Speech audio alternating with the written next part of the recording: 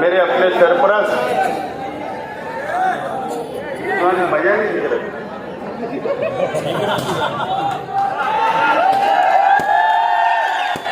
मेरे अपने सरपरस्त जैनुद्दीन बीए साहब और मंच पे तशरीफ फरमा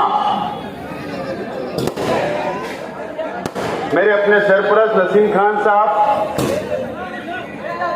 और मंच पे तशरीफ फरमा पार्टी के तमाम ही जिम्मेदारान और इस गुरुवार वार्ड के मेरे तमाम ही जिम्मेदारान और मेरे सामने तशरीफ फरमा मेरे तमाम ही बुजुर्ग हजरात, तमाम ही मेरे नौजवान साथी और प्लास्टिक और गिट्टी का धंधा व्यापार करने वाले मेरे तमाम ही साथी और जहां तक मेरी आवाज जा रही है ऐसी मेरी मां और बहनें, सबसे पहले मैं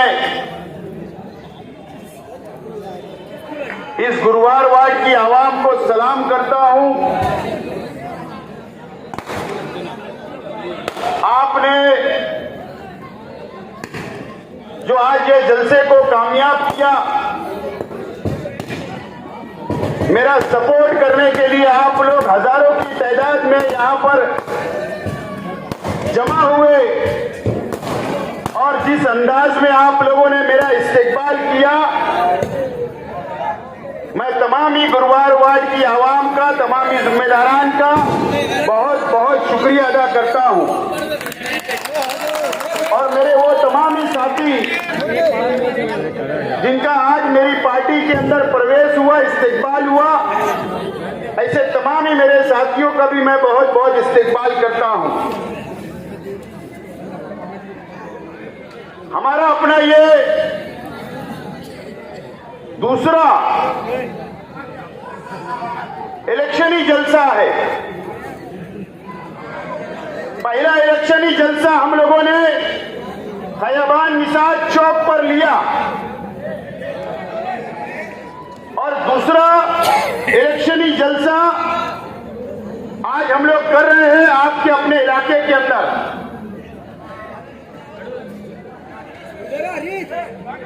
मालेगांव शहर की आवाम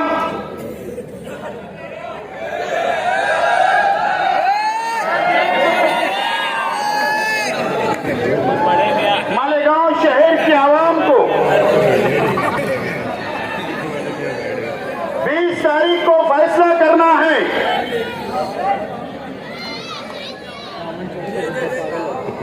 कि आइंदा 5 साल के लिए इस शहर का एमएलए कौन होगा। भाई जरा आपस में अगर आप बात करेंगे तो थोड़ा साइलेंस हो जाए। चाचा आप उठना मत अभी बीच में जब मालेगांव शहर की आवाम को फैसला करना है 20 तारीख को कि शहर का आइंदा 5 साल के लिए एमएलए कौन होगा, शहर का नुमाइंदा कौन होगा। इस बात का फैसला मालेगांव शहर की आवाम को करना है।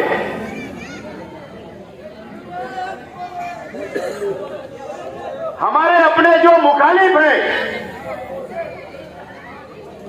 मैं उनकी बातों को सुन रहा हूं, समझ रहा हूं और शहर भी समझ रहा है और अपनी आंखों से देख रहा है।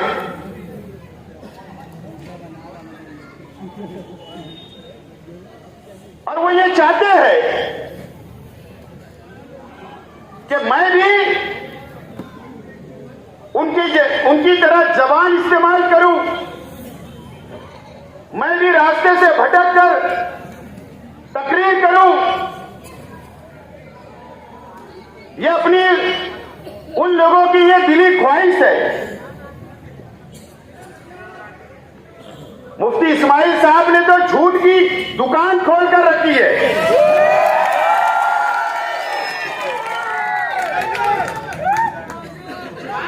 कई लोग इसलिए इलेक्शन लड़ रहे हैं उनके स्टेट से कि शेख आसिफ कोई भी तरीके से एमएलए ना बन पाए। शहर का विकास, शहर का डेवलप, शहर के गरीबों के ताल्लुक से कोई बात नहीं की जा रही है। मैं आज मालेगांव शहर के तमाम ही मेरे गरीब भाइयों से अपील करने के लिए यहां पर खड़ा हुआ हूं।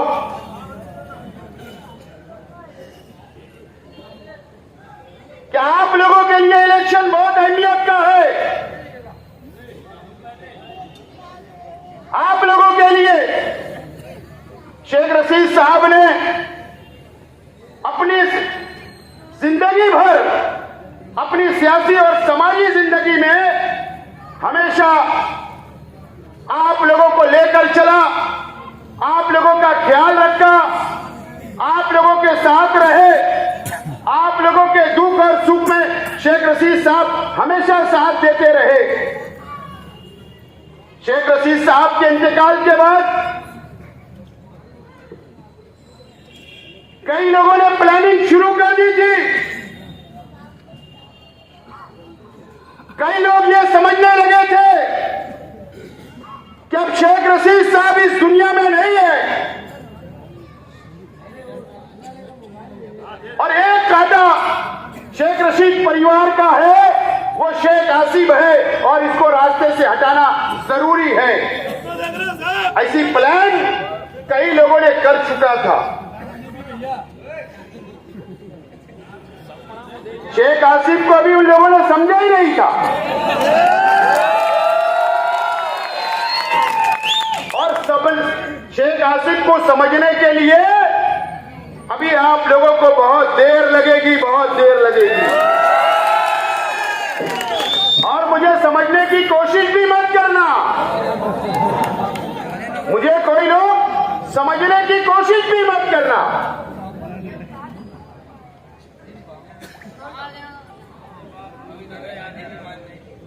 और जो लोग मुझे समझते हैं वो लोगों को पता है कि शेख आसिफ क्या चीज है और मैं इसके लिए नहीं बोल रहा हूं। मालेगांव शहर की हजारों लाखों गरीब आवाम की दुआएं मेरे अपने खानदान के साथ है, मेरे अपने परिवार के साथ है और मेरे साथ है।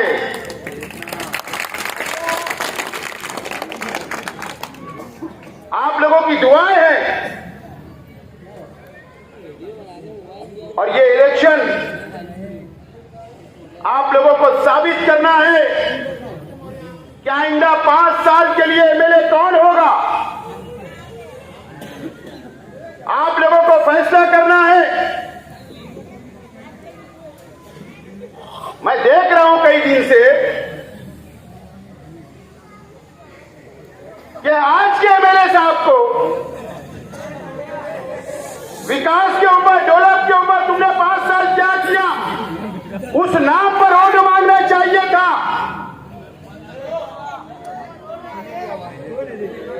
लेकिन आज के एमएलए साहब ने पहले क्या कहा, दरअसल कुरान के अंदर आप लोगों को शायद पता नहीं होगा,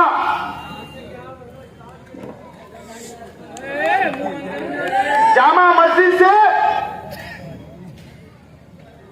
दर्स कुरान खत्म हुआ, किसी ने उनसे सवाल किया तो आज के एमएलए साहब मस्जिद के अंदर बैठकर शेख रशीद साहब के ताल्लुक से, जो आज इस दुनिया में नहीं है, बोले शेख रशीद फटी कमीज पहनकर पिरखौर से आया था। यह मुफ्ती इस्माइल साहब ने जामा मस्जिद से कहा, नानी का दूध याद दिला देंगे, यह कहा आपने। आपने ये कहा कि शेख आसिफ को मैं गोली मार सकता हूं, मेरा निशाना बहुत अच्छा है।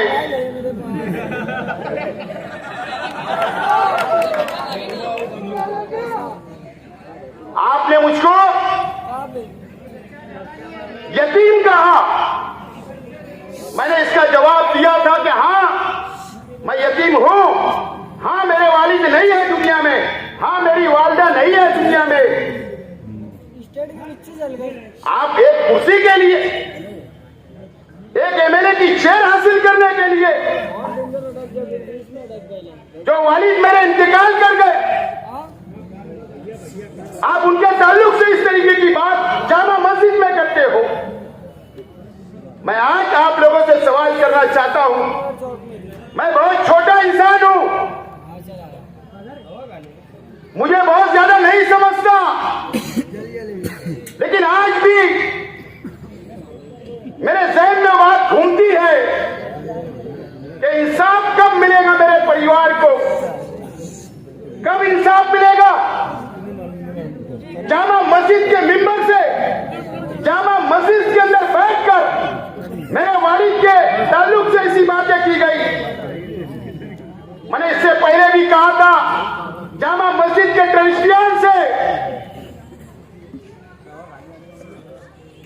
मैंने उनको फोन करके कहा, सिया हकीम साहब से, आज नाम बोल रहा हूं, वो ट्रस्ट है जामा मस्जिद के, मैंने कहा कि मेरे परिवार के ताल्लुक से, मेरे वालिद के ताल्लुक से बोला गया। क्या आपने कार्रवाई की? बताइए शहर की आवाम को। या ये बोल दिए कि शेख रशीद परिवार मुसलमान नहीं है, कम से कम ये बोल दो। आज तक उसके ऊपर जवाब नहीं आया।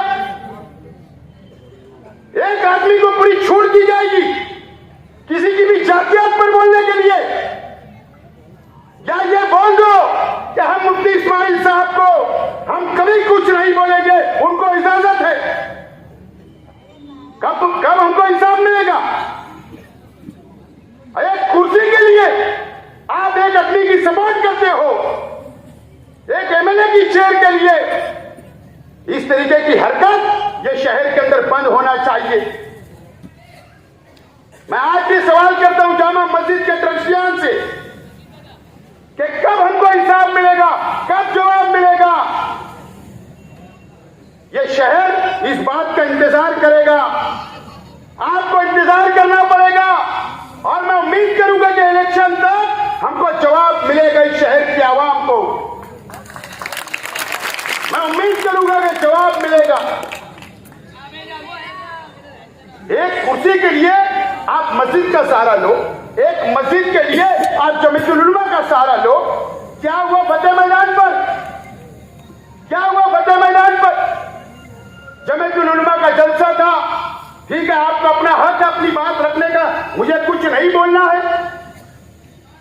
लेकिन वहां पर मालिक बकरा साहब ने, मैं उनकी बहुत इज्जत करता हूं और करूंगा, बुजुर्ग है। जमीयतुल उलमा पूरे हिंदुस्तान की एक दीनी तंजीम है, हमको उनके ऊपर पूरा भरोसा है, विश्वास है। जमीयतुल उलमा के मेंबर हर इंसान बनता है, हर मुसलमान बनता है, हर इंसान उनकी मदद करता है। जब तुम रिलीफ लेके जाते हो, उस जमीयतुल उलमा के स्टेज से मालिक सेठ बकरा ने क्या कहा कि शेख आसिफ के खिलाफ इतनी वोट दो कि शेख आसिफ बह जाए। 1 लाख बोले जमीयतुल उलमा के मेंबर है, सब लोग वोट उसके खिलाफ दो। जमीयतुल उलमा, भले आप मालेगांव शहर के जमीयत के जिम्मेदारान से भी मेरी रिक्वेस्ट है, गुजारिश है कि आप ये बोल दो कि ये प्राइवेट कंपनी है हमारी 4-5 में।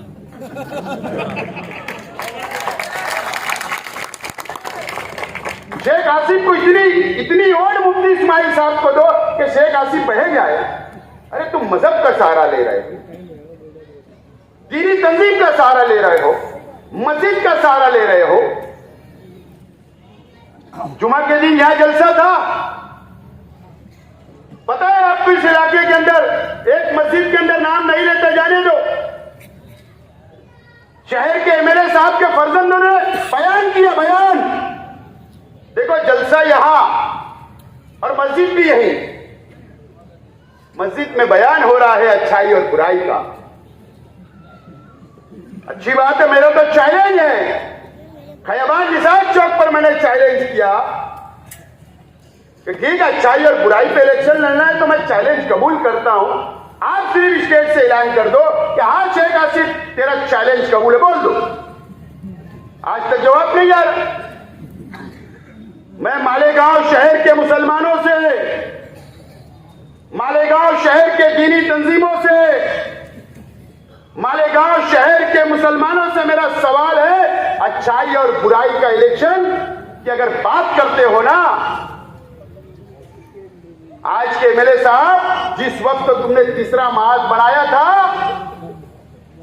उस वक्त 27 कारपोरेटर चुनकर आए थे, तो आपने डिप्टी मेयर किसको बनाया था, ये शहर की आवाम को बता दो।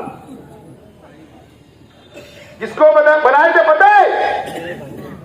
स्टेज लगता था मुफ्ती इस्माइल साहब का तीसरे मास का, दुआएं होती थी, अच्छी बात है, दुआ होना चाहिए, लेकिन जब आप लोगों ने वोट दे दिया, 27 सीट चुनकर आ गई, तो इन्होंने डिप्टी मेयर किसको बनाया था पता है? राधिका बियर बार के माला, रामराज के बियर बार के माला, नरेंद्र सोनोने को उन्होंने डिप्टी मेयर बनाया था, डिप्टी मेयर। क्यों? मुफ्ती इस्माइल साहब, आपको कोई साफ सुथरा इंसान मुसलमान नजर नहीं आया? क्यों मुफ्ती इस्माइल साहब, आपको कोई पढ़ा लिखा टीचर नजर नहीं आया? आपको कोई बुनकर नजर नहीं आया? आपने एक शराब बेचने वाले को डिप्टी मेयर बनाया और इन मुसलमानों की वोटों से बनाया था। तुम अच्छाई और बुराई की बात करोगे? आपने कॉर्पोरेशन में, कॉर्पोरेशन की कारपोरेटरशिप किसको दी थी? यही मुसलमानों ने वोट दिया था आपको। आपने उसी वक्त ज्योति दीपक भोसले, जो पंचशील बियर बार का मालक है, पंचशील बियर बार जो छावनी पुलिस स्टेशन के सामने है, आपने शराब बेचने वाले की बीवी को मुसलमानों की वोट से आपने कॉर्पोरेशन का मेंबर बनाया। ये कोई बुनकर नजर नहीं आया? कोई आलिम हाफिज नजर नहीं आया? कोई आपके दीनी तंजीम का जिम्मेदार नजर नहीं आया? आप अच्छाई और बुराई की बात करोगे? जब 20 कारपोरेटर आपके चुन कर आए 2017 में, तो आपने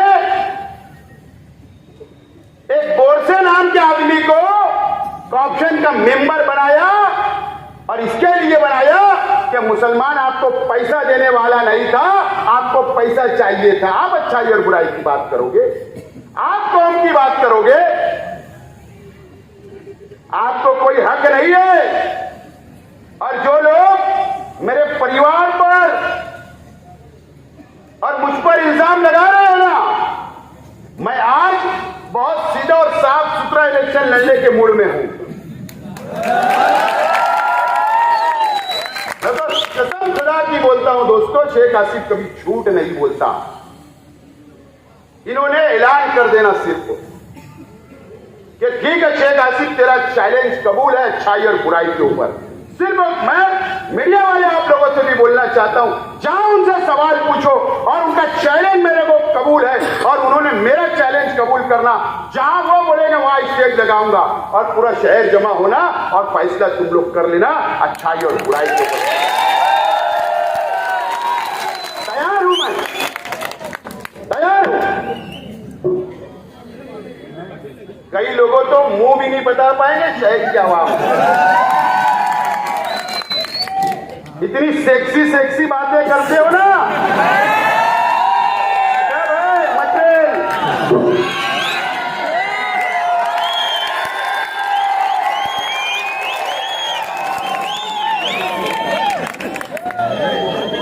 कर लो चैलेंज कबूल, कर लो चैलेंज कबूल। दूध का दूध और पानी का पानी हो जाएगा। मैं तो और नीचे नहीं जाना चाहता। किसी की बाल बेटी की इज्जत करना ये मैं मेरा मिली फर्ज समझता हूं, दीनी फर्ज समझता हूं। नहीं तो पूरी हिस्ट्री है, पूरी हिस्ट्री है। अगर यहां से निकलूंगा ना तो नकदी तक ही जाऊंगा सिर्फ पूरा डाटा पेश करके रख दूंगा, मुंह बताने लायक नहीं रहेंगे। अच्छाई और बुराई बंद करो, काम और डेवलप के ऊपर बात करो, काम और विकास के ऊपर बात करो। मुफ्ती इस्माइल साहब, ये शहर की आवाम ने 1,17,000 वोट आपको दिया था। आपने तुम्हारे अपने शहर की आवाम के लिए क्या किया? कौन सा विकास किया, कौन सा डेवलप किया, ये बताओ। ये बातें नहीं हो रही है। मैंने एक जलसे के अंदर कहा, मीडिया वाले मेरी बात को रिकॉर्ड करेंगे तो आपका शुक्रिया अदा करूंगा, और पुलिस डिपार्टमेंट भी यहां होगा तो उनसे तो रिक्वेस्ट है। अल्लाह का करम है कि शहर के अंदर तब्दीली की लहर है, तब्दीली की लहर है। मेरे अपने मुखालिफ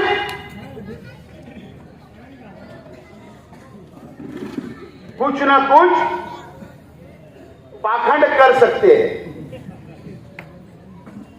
मैं बार बार बोलूंगा कि आज के एमएलए,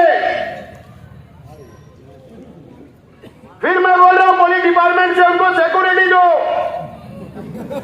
उनका नॉमिनेशन हो गया, उनके पीछे कैमरा लगाओ, मेरे पीछे भी कैमरा लगाओ, मेरे परिवार के लोगों के ऊपर भी कैमरा लगाओ।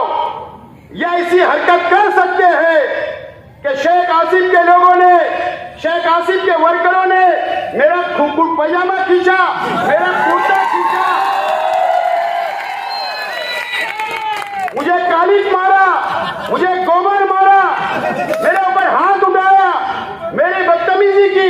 इस तरीके का पाखंड कर सकते हैं और मीडिया वालों को बुलाकर झूठी कंप्लेंट दी जा सकती है और मेरा इलेक्शन खराब करने की कोशिश की जा सकती है और आपस में लड़ाने का काम इस शहर के अंदर किया जा सकता है आवाम को। इसलिए मैं पुलिस डिपार्टमेंट से गुजारिश करता हूं, अपील करता हूं, इलेक्शन ऑफिसर से अपील करता हूं कि वो उम्मीदवार है मेरे मोतबर, उनको भी कैमरा दो, मुझे भी कैमरा दो, लेकिन ये झूठा और ये पाखंड करने वाले हैं ये नोट मालेगांव शहर की आवाम भी करे। मुझे आज उनके खास आदमी ने कहा आके बेचारे ने, मैं उसको शुक्रिया अदा करता हूं, ऐसी प्लानिंग हो रही है।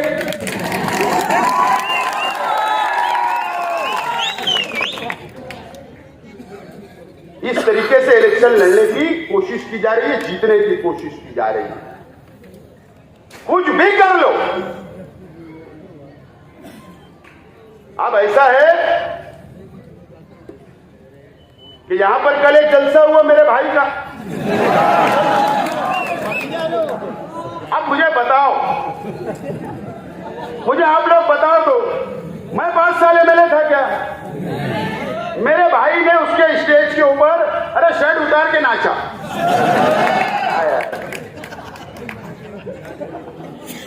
हरा कलर से नहाया हुआ था मेरा भाई।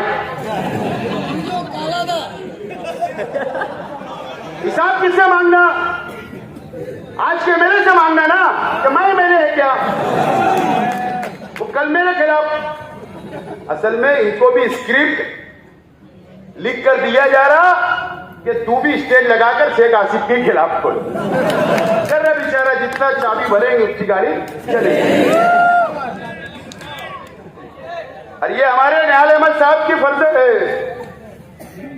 डॉक्टर ये भी आज बहुत जज्बात में तकरीर कर रही थी, मैं निहाल अहमद की बेटी हूं, मैं मौलवी मोहम्मद उस्मान की पोती हूं। तो मौलवी मोहम्मद उस्मान साहब की तो इज्जत रखना थोड़ा।